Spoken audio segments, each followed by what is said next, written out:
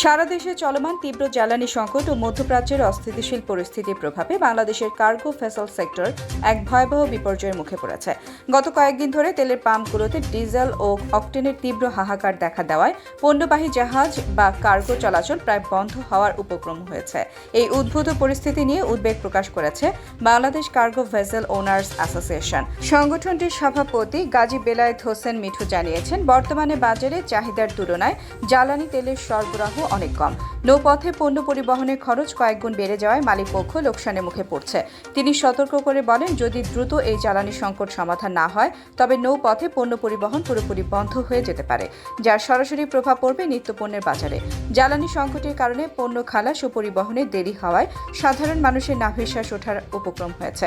মালিকপক্ষ অবিলম্বে সরকারের কাছে নিরবিচ্ছিন্ন জ্বালানি সরবরাহ এবং তেলের দামের সাথে সামঞ্জস্য রেখে ভাড়া পুনর্নির্ধারণের দাবি জানিয়েছে।